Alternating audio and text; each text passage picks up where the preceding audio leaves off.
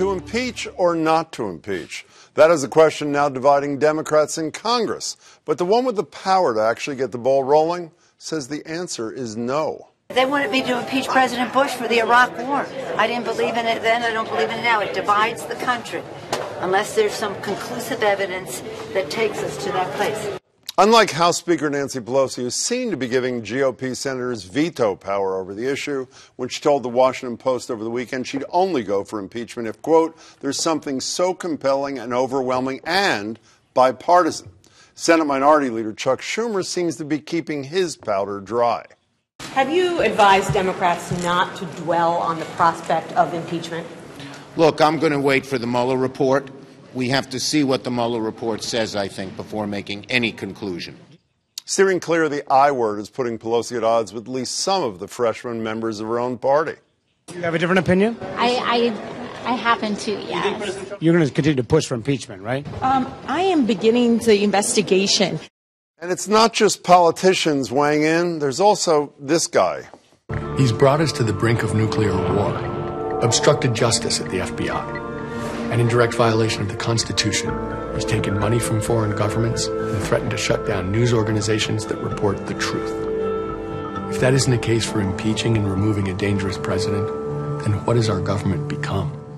Recognize him? I bet you do. That's banker, billionaire, and Democratic activist Tom Steyer, the man behind the Political Action Committee Need to Impeach, who's been single-handedly beating the impeachment drum since that ad first went up less than a year after Trump took office. He joins me now. Tom, it's good to meet you. Thanks so much for being here. Nice to meet you. What's your reaction to what Pelosi had to say to the Washington Post?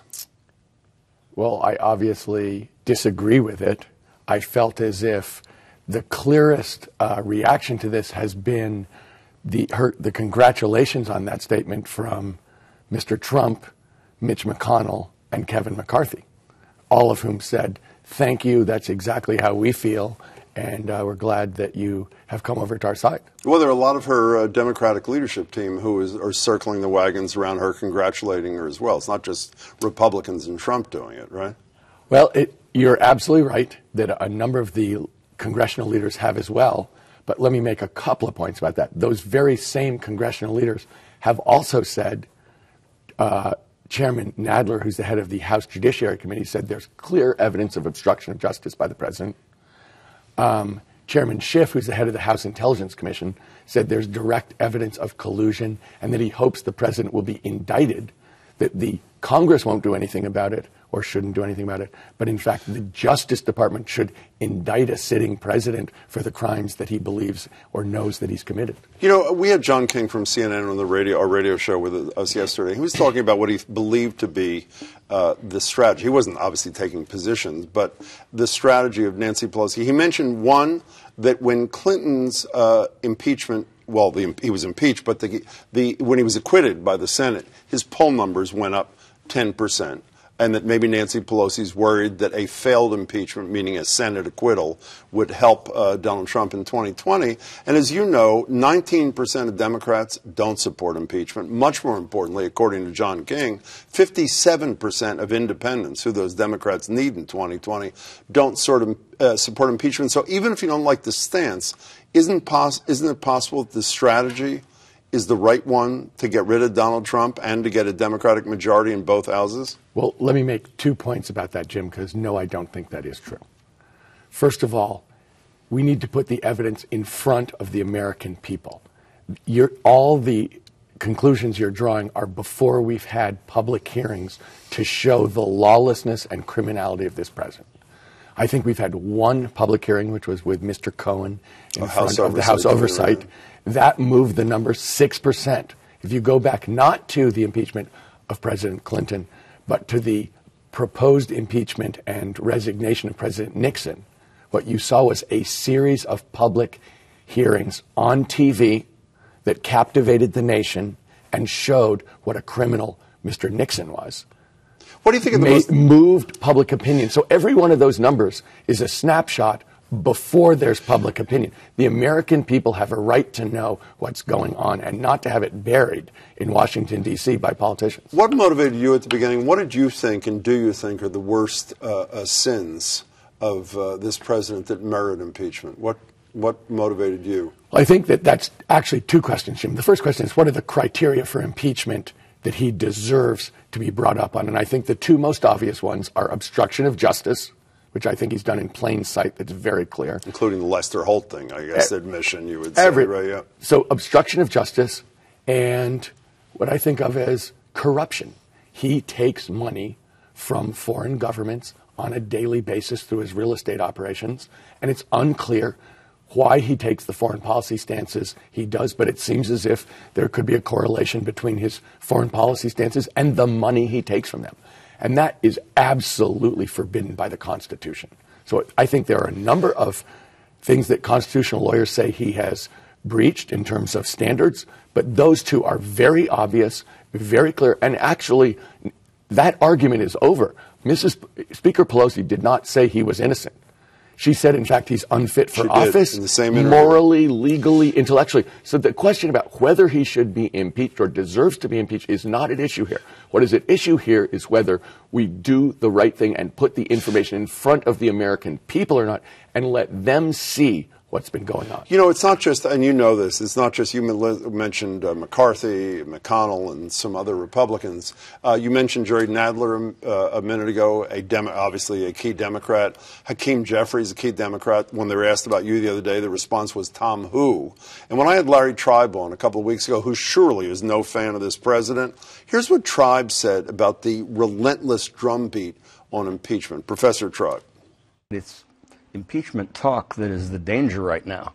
Talking about it all the time while all the evidence keeps pouring in is really going to backfire. It's going to make it very difficult, if and when the time comes, to actually take that fateful step, to do it in a way that the public will back. And public backing is essential to make impeachment more than a futile exercise. When I was talking to Larry, I didn't reference you, but I could have been talking about you and this, you know, the 81 subpoenas from the House committee, which came after this, 81 requests for information came prior to this, after this interview. How do you respond to the Tribe concerns? Look, I think what is going on here, what should go on, and which I think Speaker Pelosi is trying to end, is the informing and educating of the American people about what has gone on and what is going on. That is going, isn't it? Isn't it essentially? I mean, we've had one public hearing. But Nadler, who again, the guy's saying Tom who, a lot of people think that what he's about to conduct are essentially informal impeachment hearings, even though they're not going to call them that. Isn't that your perception of this, or no? Look, I think that there's a question about public hearings, and I think there's a question about pace of public hearings. And in fact, if we don't get this show on the road, which is what I've been saying since November 6th when the Democrats took over the House, if this show doesn't get on the road, they'll run out the clock. So in fact, some of the stuff is very simple. They could do it in a day. We're 2.5 to 3 months in, and in fact, we've had one public hearing, and we've had the Speaker of the House say that unless Republicans give her permission, she's not going to proceed with impeachment. So I don't think that what we're seeing is a straightforward attempt to get the information as fast as possible and as clean as possible in front of the American people. Why would the Democrats not want to get the information out? For the same reasons that Nancy Pelosi is shying away from this? Look, all I can do is, you saw that Washington Post article. I did. I saw the Washington Post article. She said President Trump is a great fundraiser for Democrats. He's a great organizer for Democrats. In fact, she was saying having him in office is not so bad. Donald Trump, you may have noticed, tweeted about you this weekend. Here it is. Weirdo Tom Steyer doesn't have the guts or money to run for president. He's all talk. I don't care about the money. Why don't you run? If it turns out the party that you belong to is not willing to take the positions and lead on the issues you consider to be most critical, why don't you lead on the issue, not just on nonstop commercials and rallies like you're doing in Springfield? Well, what I said when I decided to push for impeachment and not run, what I said was there's something here that needs to be done. So, and as you are now evidencing, there aren't a lot of people fighting to do the right thing with regard to this president. Everyone knows, including Speaker Pelosi and every one of the people you've evidenced, that he's the most corrupt president in American history. Everyone knows that. Even the Republicans know that. They wouldn't say it in public, but they know it for sure. Everyone knows he's unfit for office. What happens when Bob Mueller says exactly what you're saying and the Republicans continue to stonewall it and stand by their man? What happens to this country? What happens to That's the been my democracy? point. Jim, what does happen? I have said that not sticking up for the rule of law, not sticking up for the Constitution, gives a precedent that the president is not accountable to the American people or to the laws. And it's a statement that, you know, when he was running, Mr. Trump said, I can murder someone on Fifth Avenue and it doesn't matter. Well, I think we now have to append that to, I can murder someone on Fifth Avenue and it doesn't matter unless Republicans decide it matters.